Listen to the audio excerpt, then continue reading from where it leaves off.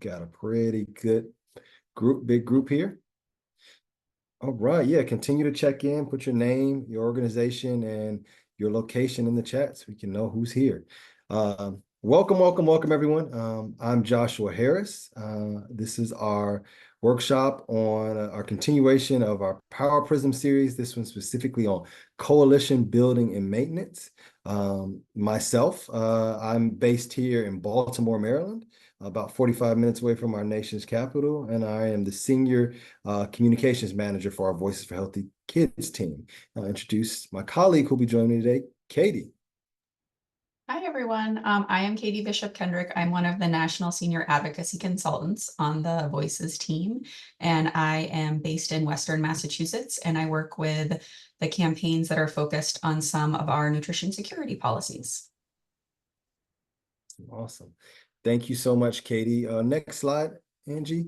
So today we have some learning objectives. We, of course, at Voices for Healthy Kids, we use our Power Prism advocacy framework. It was created by the My Power People coalition organization, and the Power Prism framework is a step-by-step plan that will help you recognize and act on opportunities to build momentum in any campaign for change. And so today we're focusing on coalition building and maintenance. So whether you're looking to put together a coalition or whether you're looking to maintain a coalition, that's what we're going to be discussing today, and how this framework can be helpful to you in doing that work. And so now you have a poll in front of you, just so that we better understand kind of what brought you here today, what you're looking to get out of here, what kind of your experience is around coalition building. So take a second to complete that poll and hit the submit button so that we have a better idea of where you are on the spectrum. If you're just starting, not sure if you need a coalition, or if you have a coalition that you want to better engage and grow from. And so take a second to complete that poll.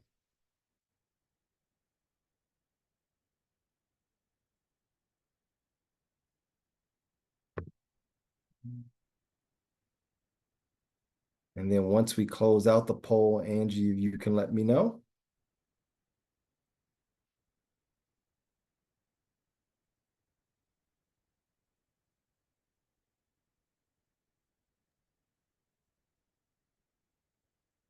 We'll go ahead and close the poll. Great. Thank you guys so much. Lastly, okay, good. We got a pretty good mix of folks. Some are looking to build a new coalition. Some are looking to maintain, and then others are doing both, of course. Great. That's helpful to know. And as we get to the end of this presentation, we'll of course have time for questions. So if you have questions on anything that we present, there will be time and space at the end of this workshop. Next slide. Just again, another reminder about this resource. You can visit the website for additional tools. We have these on everything from media advocacy. This one is on coalition building, and so much more. It's a great tool and a great resource for you. So we're going to make sure that we offer that for you to utilize on your own if you're interested in learning more about the Power Prism. Next slide. The first thing that we need to do, the first step of building power for your advocacy, is answering three questions. Three key questions. Everything you do in your campaign should be informed and guided by your answers. Next slide. All right, the three key questions. Now, here they are for you. What do you want? Why do you want it? And who has the power to give it to you? And that's where we start our work in this. And it can sometimes be tempting to want to jump right into methods and strategies, but winning policy change campaigns are those that are guided by these three specific questions. When we ask, what do you want? What is the policy change that you are seeking to address on a specific issue?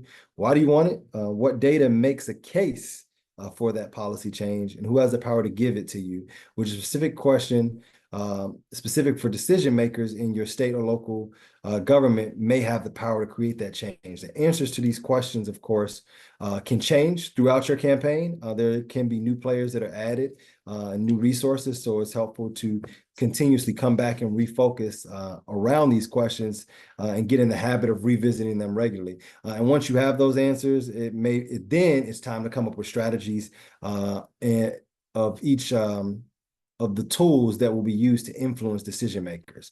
And so today we're going to dig a little bit into coalition building and maintenance for decision maker advocacy. Next slide. Influencing decision makers is all about making it easier for them to give you what you want. The Power Prism is built on 6 power tools of advocacy that help apply pressure on decision makers to reach our policy goals. Those 6 tools, as you'll see on the screen, are research and data collection, coalition building and maintenance, fundraising and development, grassroots and key contacts, media advocacy, and decision maker advocacy.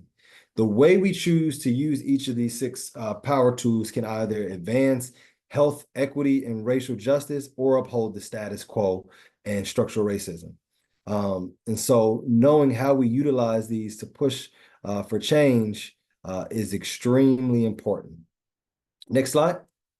Today, we're focusing on learning more about coalition building and maintenance. Now, you may not need a highly formal coalition to win a campaign, but you have to be organized. And it will add to your credibility if you get a diverse array of organizations and businesses to get behind one policy proposal. Why? Because decision makers are influenced by coalitions. Coalitions make it easier for lawmakers to satisfy many organizations at once rather than having to satisfy each of those organizations individually. Diverse and inclusive coalitions have power because they have members that appeal to decision makers with different political ideologies and to decision makers from different types of districts or regions. Coalitions are about much more than organizations on a membership list. Strong, equitable coalitions are those that have practices that make it easy for all members to participate and that actively work to share power among those organizations. It's a collective strategy. Slide 8, or next slide. All right, so here is another quick poll. We won't do an actual poll, but I want you to pause for a moment and ask yourself about your experience in coalition building. Oh, we do have a poll. So take this poll, another poll, so we can better understand what your experience is. If you've done it before, never done it, you're new to this work, take a second to complete this poll here.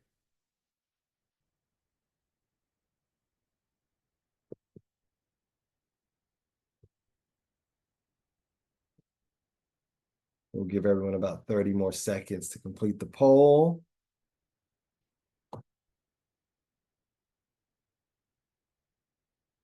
Now, I'm guessing since we had a lot of folks who said that they are here to do both, build a new coalition and maintain a coalition, we'll have some folks who are maybe in the middle or maybe seasoned experts and just here for some refreshers.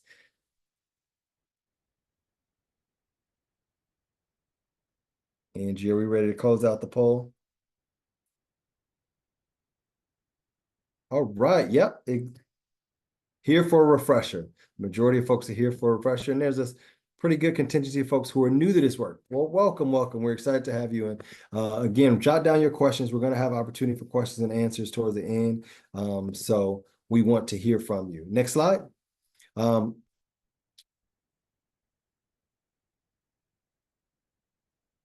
Nothing about us without us. Now, there's variations of this slogan that have been used for a long time, but in modern times, it is best known as a rallying cry for a disability rights movement growing out of the work in South Africa in the 1980s. Simply put, it reminds us that no policy should be decided without the full and direct participations of members of a group affected by that policy. Coalition participation is an important part of this. The policy advocacy goals for Voices for Healthy Kids are intended to increase health equity and racial justice. It is critical that campaigns to improve community conditions consistently seek leadership, counsel, guidance, and practical feedback from members of those communities intended to benefit from the proposed changes. Next slide. And so it's important for us to have coalitions as a sounding board to make sure that we're including community in that process, anyone who could potentially be impacted by the policies that we're advocating from. And so it's extremely important to consistently seek that leadership, counsel, and guidance and feedback from members of those communities. Next slide.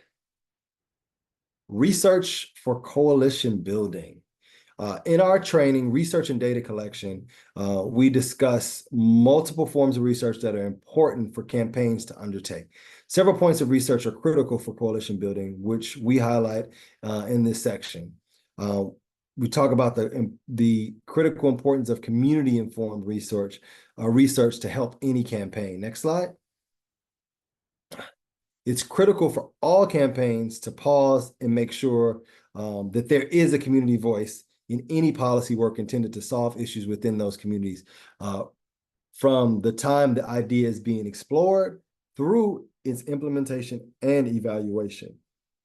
Now, while most campaigns have had to think about this work as part of their grant application, it is very important that we don't overlook in our coalition building, so that we can continue to make room for community-based organizations and their voices. Ultimately, it only will make your coalition stronger. The more people that you have at the table, the more people that feel included in the process. And ideally, organizations applying for any Voices for Healthy Kids funding have a strong sense of what the community wants and needs, and believes that a Voices for Healthy Kids policy campaign can help address some of those community needs and wants. And they've been working on building trust with grassroots community organizations that are critical to community-informed research work and bringing community ideas into action. Finding and building trust with those organizations should be top priority. Next slide. In the research and data collection training, we discuss community-informed research. While research is critical to your policy issue, it is also critical to your work on building an inclusive coalition. Your campaign should be conducting research to determine how the community has been included to this point, learn the priorities of the community, find existing resources of community-informed research, understand the history of structural racism and health inequity in a particular community, as well as develop a sense of strengths and assets of a community. You should always be doing a SWOT analysis of the communities that you want to implement policies in. Next slide. Community-informed research. What does that mean? Well, organizations that are sources of community-informed research can also be valuable connections for your campaign as well, and should be treated as potential coalition members in any interactions with them. They should be welcome to the table and welcome to join the coalition. Some community-informed research doesn't necessarily need to be done by your campaign, but can be done by partners who are in the community, such as local health departments and nonprofit hospitals. Nonprofit hospitals are required to do a community health needs assessment every 3 years, and these can be valuable resources or valuable sources of research on community needs. Let me post this link in the chat for you so you can take a look.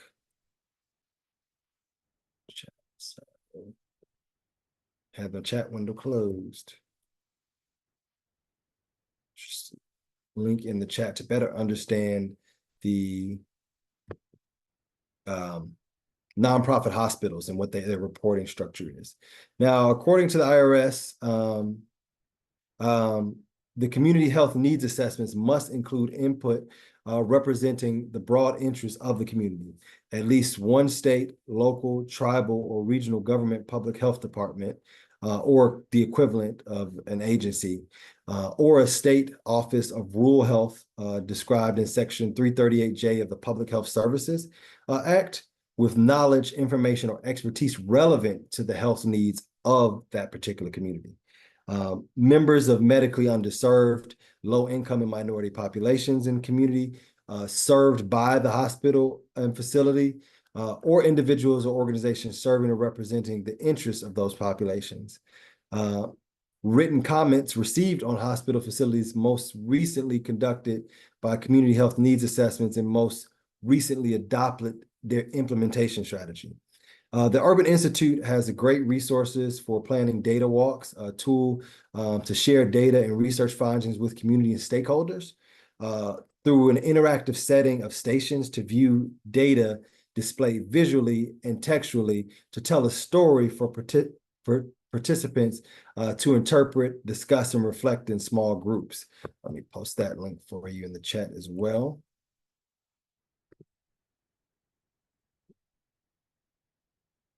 So you can use that as a resource. Next slide. Building campaigns that advance equity in historically disadvantaged communities requires campaigners to have an authentic level of interest, knowledge, and hopefully even a reverence about particular communities. Even when the campaigners themselves live in those communities, a little extra research into community strengths can be revealing and can open doors, opportunity to resources that you didn't realize were there. That includes understanding the priorities of residents and asking those questions, the history of structural racism and health inequities in their communities. In November 2020, the American Heart Association issued a call to action on structural racism. This presidential advisory provides the context for Voices for Healthy Kids to deep commitment to passing policies that will disrupt the status quo and address structural racism. I'll post the link to that too so that you can see what our call was for.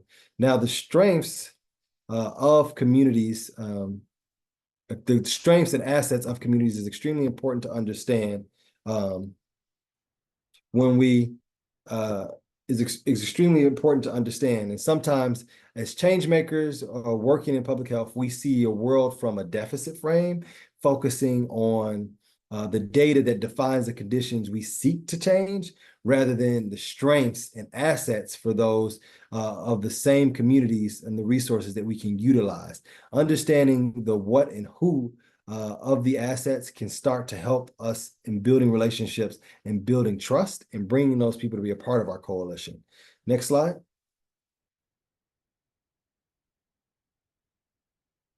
More on strengthening strengths of assets. Sometimes as change makers, we forget to ask the questions, right? And sometimes it's better to ask a specific question than to give an answer to the wrong question, right? And so when we're building coalitions, we have to make sure that we're becoming and remaining curious and respectful about the communities that we want to serve and that we want our policies to impact and where we want to see a shift. And how we enter and are welcomed into communities is extremely important. If ourselves, we may not live in them, but it's important in general because we don't want to just have parachute advocacy. We want to build long-standing relationships and make sure that we'll be welcomed back into those spaces and that we're held accountable to those communities as well. And so focusing on better understanding the assets of a community can open many doors that uncover more deficits or provide resources that you can utilize, including potential coalition members. Next slide. All right, remembering our third question, who has the power to give it to you? We can dig in more by asking which specific decision makers have the power to make change. Depending on where you are in your area, these decision makers may be leaders of committees that your legislation may be initially heard in, or city council leaders or other decision makers.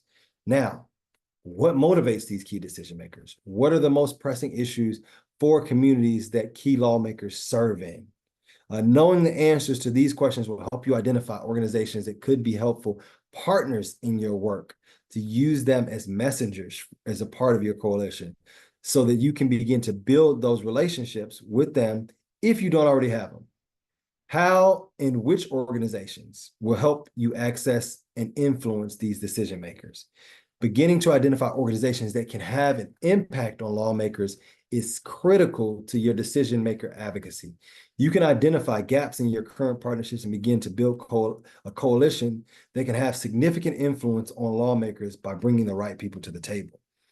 In addition, conducting this research early in your campaign will help you to find pathways of influence or ways you can connect with lawmakers on your issue through common interests or contacts. You may find that your current coalition or partners already have relationships that can help you to reach key decision makers.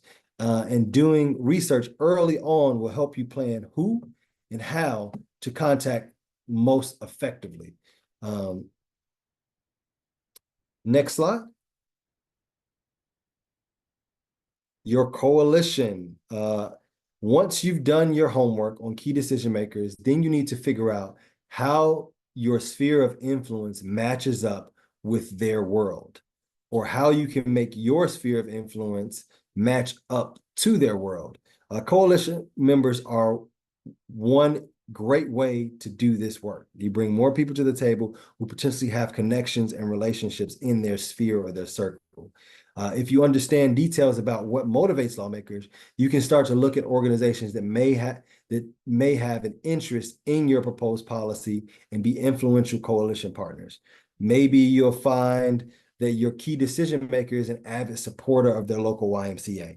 Or maybe you'll learn that a decision maker's spouse is an active member of a Greek Orthodox community, and you decide to invite the health ministry from your local Greek church to engage your campaign. Will be lots of these opportunistic recruits to identify that you can bring to the table that can help to open doors of influence with your decision makers. Next slide. Understanding your opposition. Opposition can take many forms, and it can be industry interests that oppose policies that impact their bottom line, or it can be decision makers, peers that might oppose policy that they feel impacts their district in one way or another. Understanding who has historically opposed your issue and working with your bill sponsor to understand their sense of who the opposition could be will help you to inform your coalition that encounters these potential arguments along the way.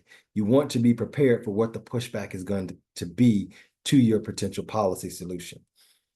It can be tempting for advocates to think they don't have opposition because of the goodness of their cause, but most policy issues have at least two sides to the story, and we wouldn't need to, or we wouldn't need to elaborate on campaigns to create change. They would just get passed, right? There's oftentimes opposition, and so some examples of those opposition campaigns to increase public funding through appropriations can face opposition from anti-tax groups. If you're working to increase public benefits such as SNAP incentives, WIC, Head Start, and more, you may run into opposition from organizations that oppose tax increases of any sort. Campaigns to reduce consumption of sugary drinks will draw opposition from well-funded beverage industry.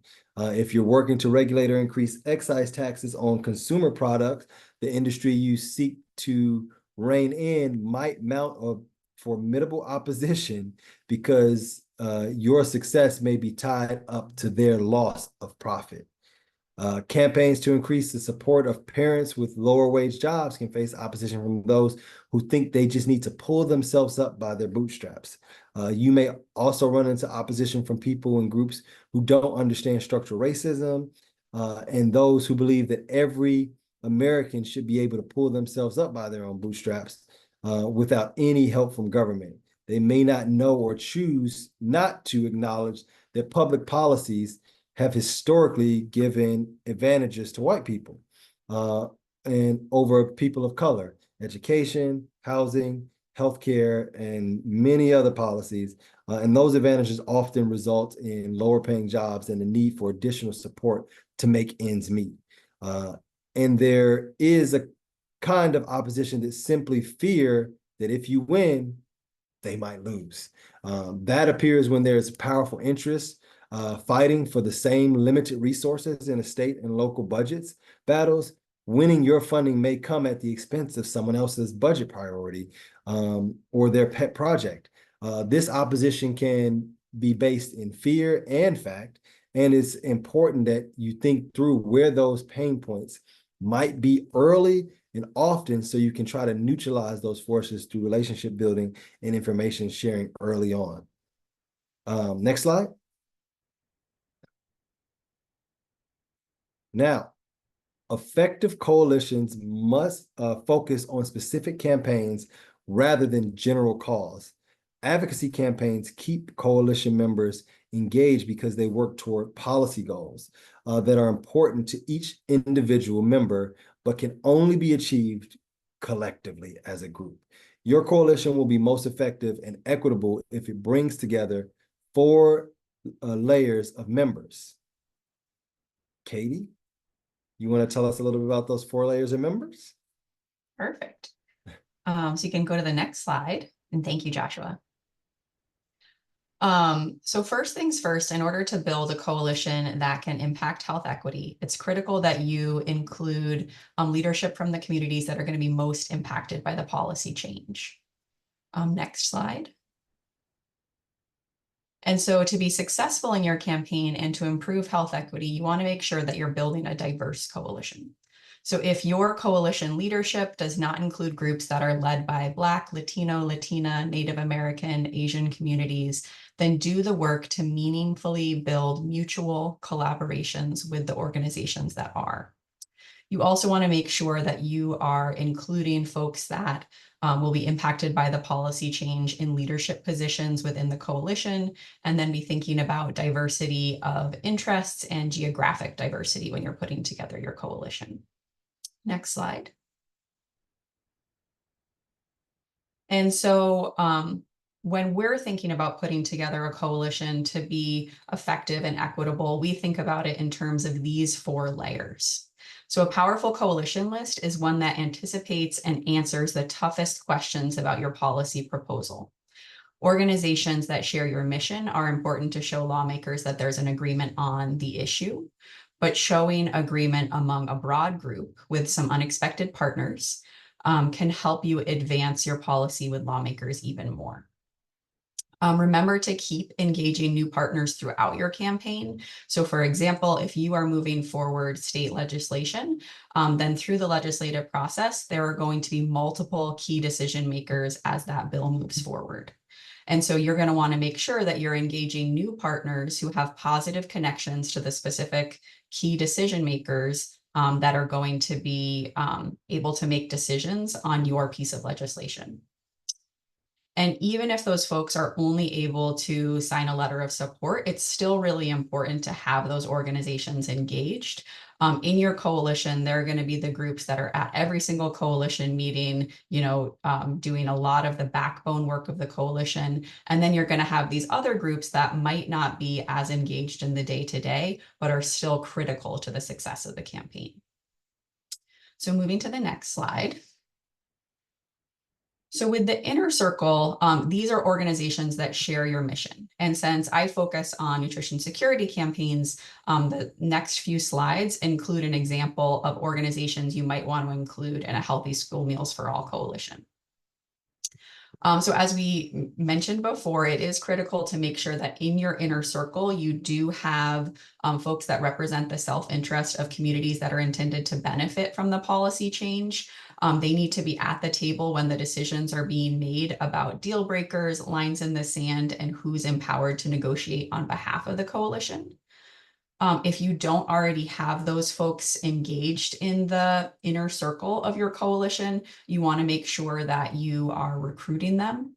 And if participation is strained because of, conflicting resources or not having enough staff time, then looking into if you can provide some funding to keep those folks at the table and make it easier for them to be able to participate.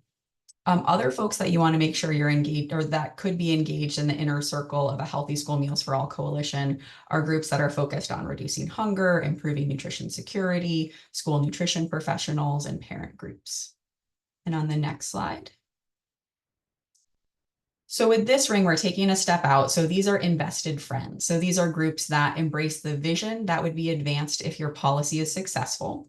So with Healthy School Meals for All, this could be organizations that are primarily focused on health equity. It could be K through 12 educators who see the impact of school meals on kids every day. It could be organizations that are committed to improving K through 12 education. So they recognize that hungry kids aren't going to be in a position to learn. And then other nonprofits, businesses, and religious groups that are in communities intended to benefit by the policy change. And on the next slide. So as we move out a little bit further, these are the self-interested allies. So these are groups that stand to benefit if your policy is successful. So in thinking about Healthy School Meals for All, this could be local agriculture group, farmers, food distributors. So folks that if, Healthy School Meals for All passes and more school meals are being offered, they stand to benefit from that. And on the next slide. And then the last ring of those circles are the decision maker contacts. And this is going back to some of that research that Joshua talked about really looking into who are the key decision makers that are going to be able to potentially move your policy forward. It's thinking about organizations that are connected to those folks. So these could be organizations that the decision maker belongs to or a family member of theirs belongs to, could be organizations that have endorsed their candidacy, or organizations that are specifically located within their district. So they can really be talking about things that are going to hit home for that lawmaker. So on the next slide. So we're going to have you do just a 5-minute activity of some individual work. I have to change my link because I put that other report in. So hold on just 1 second. And so with this, you're going to have 5 minutes to just think about the coalition that you are either putting together or the coalition you're already involved in. And on the next slide, just thinking about those different layers of a coalition, who's already engaged in your coalition, kind of where do they fit into these layers, and then starting to brainstorm some folks that you would want to be pulling into the coalition to make sure you're covering all of these different layers. So we'll give you 5 minutes, so we'll come back at, it's 1:41 my time. It will be 1:41 my time.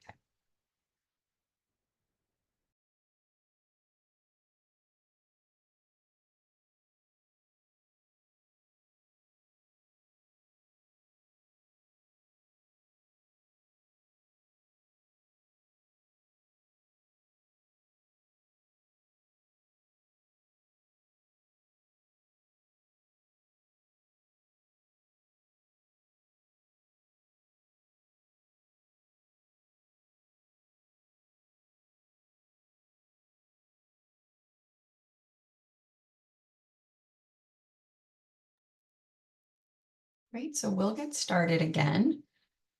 So I know that 5 minutes is not enough time to really dig into that exercise, but we hope that by starting it, that maybe you'll come back to it with your coalition partners and finish up that exercise with them to really be brainstorming to make sure that you have all of these different layers to your coalition. And we will email out that coalition mapping worksheet, so you'll have that in follow-up. So now we're going to shift gears to start to think about the assets that exist within your coalition and how to strengthen your coalitions to bring in more assets to the table so that you can be more successful in your campaign. So even if you have all of those layers as part of your coalition, you might still be missing some pieces of the Power Prism to be successful in your campaign. So on the next slide. So another tool that we have through the Power Prism are a couple of different worksheets that help you to do an asset inventory of your coalition. And by doing this, you can help to uncover your current partner's strengths and assets, to engage partners more deeply in the work, so that they can see how they can play a more active role in the campaign. And then it can also help you to identify gaps and begin to brainstorm potential partners that you might want to pull into the campaign to fill some of those needs. So on the next slide, so when doing this asset inventory, you'll move through all 6 areas of the Power Prism that Joshua mentioned at the top of the training to really think about, as an individual organization, what assets can your organization bring to this campaign and this coalition?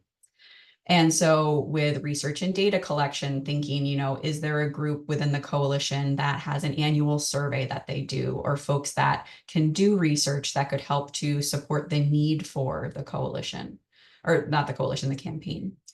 With coalition building and maintenance, the folks who are the backbone of the coalition, folks who would be able to provide trainings to coalition members. With fundraising, maybe folks who have really good grant writers, or folks that have unrestricted funds that can be used for advocacy. On the next slide. And then also organizations, do you have a really great online grassroots network? Do you have really deep connections into the community, or connections to some really important grass tops contacts that can reach out to lawmakers directly? With media advocacy, folks who have connections to journalists, folks who have really good communication staff, or can provide media and spokesperson training for other coalition members. And then with decision maker advocacy, folks who have lobbyists on staff, who have contract lobbyists, who have a lot of experience moving policy forward, those would all be different assets that you would want to note as you're doing this exercise. And so on the next slide, so we do have 2 different asset inventory documents. The first one is for individual organizations to complete. So we'd recommend that you ask all of your coalition members to fill that out. It can actually be surprising sometimes, some partners that you've been working with for a really long time, because you're only working with certain staff there, you might know about some really great assets that exist within that organization that could be leveraged for the campaign. And then after the individual organizations have completed their inventory, you can send that to the coalition leadership, and coalition leadership has another document to fill out to be looking at the asset inventory of the full coalition. And then on the next slide, so after you've had a chance to look at the full coalition and put that asset inventory together, it's important to come back as a coalition to talk through some of these questions. So where does your coalition have considerable strengths? Where are there gaps and weaknesses in campaign assets? Which gaps are the most essential to fill to be successful in your campaign? If you have very few folks who can actually be out there lobbying, and you're working on a policy campaign to move legislation forward, that's going to be a gap that you're going to want to make sure you're filling. And what organizations might be willing and able to fill some of those gaps in your campaign, and then planning out the immediate next steps for building those campaign assets. So on the next slide. So now we're going to shift gears. So now you've thought about the mix of organizations you have in your coalition. You've thought about the assets that those individual organizations can bring. And now it's time to think about, how do we maintain this coalition? So sometimes the building part, the coalition building part, is the easier step, and the coalition maintenance might be more challenging, but is incredibly valuable. And so it's important for all members, regardless of the organization's size or resources, to feel like they've played a part in the success of the campaign. And it's our job to make it easy for those partners to be advocates for policy change. On the next slide. So if you are leading the overall campaign, part of your job is not just to engage these coalition partners, but also to be maintaining regular communication with them throughout the campaign. So it could be regular meetings, but it could also be regular email updates, invitations to grassroots training webinars or lawmaker visits, and making sure you're sharing relevant news and updates. It's also really important to be thinking about making sure you're allowing enough lead time. to your coalition partners. So if there are hearings or meetings or votes, making sure you're giving them plenty of time so people can rearrange their schedules to actually attend. And really thinking about when you have your coalition meetings, and if that allows all of the or the majority of coalition members to actually participate in the coalition meetings. So for some folks, maybe this isn't part of their 9 to 5 job. So coalition meetings might need to be outside of 9 to 5. Really thinking about the meeting location, making sure that it's a convenient location, potentially having virtual, and then thinking about if for certain coalition members, if they need to be compensated for their time and talent. So thinking about youth advocates, folks who are going to be directly impacted by the policy change, maybe trying to find compensation for them to be able to participate in the coalition. On the next slide. So another resource that we'll send out to you is a checklist for effective coalition meetings. It might not sound super exciting, but it's actually incredibly helpful. So effective meetings don't just happen, they're planned and executed. And having a checklist like this can help to make sure that you have everything ready, that roles are assigned for the meeting to have a really productive coalition meeting while it's happening. And this coalition checklist is geared towards in-person meetings, but it could easily be adapted for virtual meetings as well. And on the next slide. So other tips for helping to keep folks engaged and making it easy for people to be part of the coalition. One is simplifying support. So make it easy to demonstrate support for the coalition by sharing materials that partners can adapt. So on the Voices for Healthy Kids website, we do have a whole bunch of different issue-specific toolkits that have model op-eds and model fact sheets and other things that you could download and adapt for your campaign. Include coalition members' relevant talking points in your communication with lawmakers, the media, and grassroots advocates. This is a great way to engage multiple messengers for your policy change needs. And you should also assign 1 or 2 people to serve as the main contact people dealing with coalition partners so that your partners will have a clear sense of their go-to person for the campaign. Remembering to share the credit. So consider it a success when your coalition partners broadcast their leadership in your campaign. So if others want to take even a little bit of credit for the good work that you're doing together, then that's a huge victory and you should embrace that. Also remembering to shine together. So if you are developing a press release, or if you're going to have an event, really thinking about the full spectrum of your coalition partners and asking for folks to provide quotes and provide spokespeople, potentially even training spokespeople if possible. Providing equitable opportunities for all partners to shine is part of your job as the campaign leader.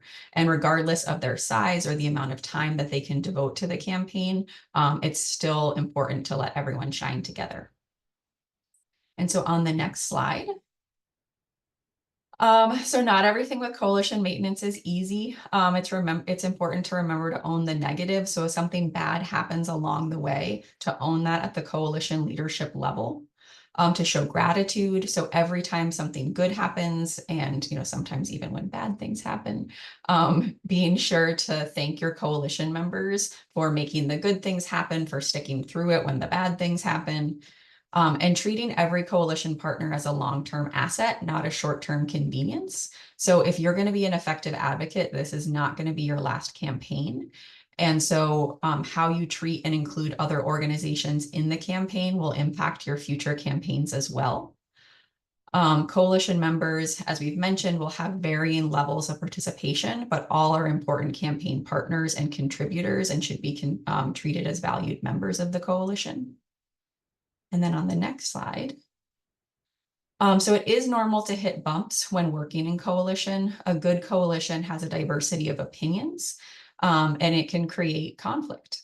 If there isn't any conflict at all, then we might not be doing the deep and inclusive coalition work that's needed. It's healthy to have some conflict in a coalition and unhealthy to ignore it. And when we're dealing with issues of equity and racial justice, it's not uncommon to have conflict that needs to be worked through.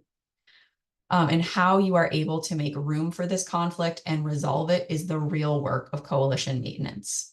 If you're finding that you need help in navigating coalition conflict, Voices for Healthy Kids is here to help.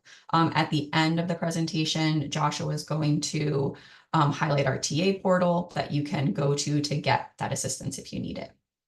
And then on the next slide,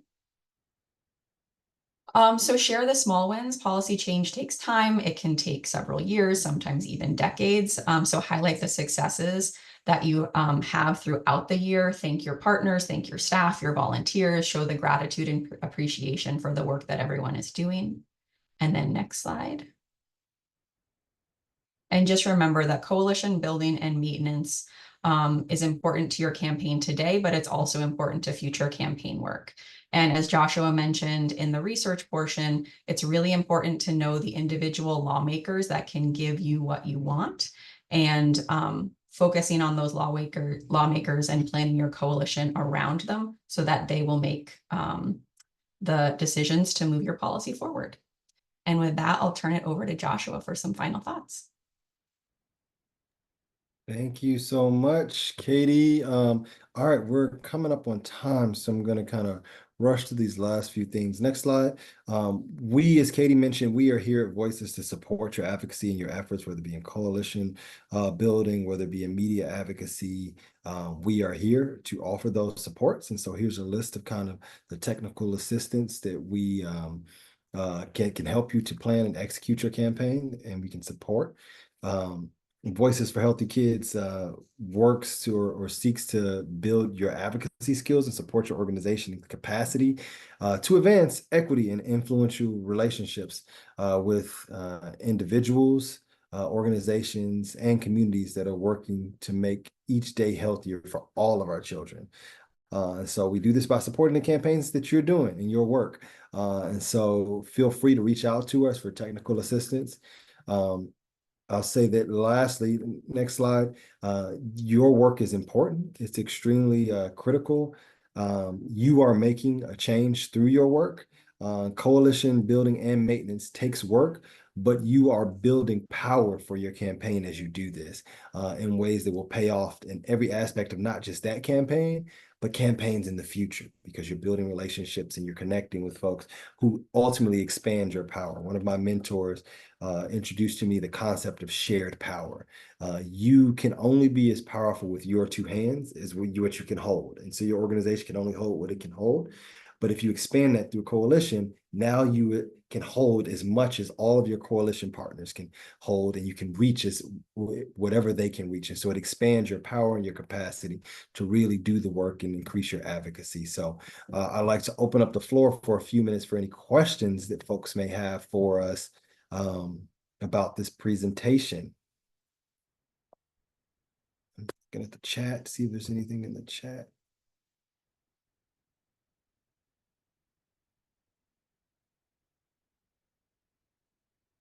Feel free to use the raise your hand tool or post it in the chat if you have a question for us. Now that means that we did a really good job and we laid it all out there for you guys. Yes, we will send out an email, follow-up email with, I believe, the slides and links that we shared as well.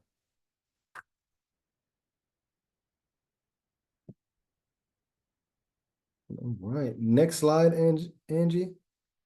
I talked about this. Next slide.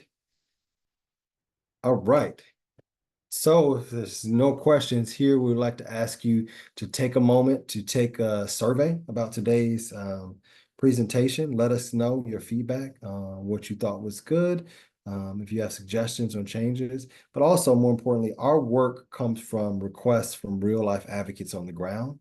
And so if you are working on something and you need additional supports, please feel free to reach out to us.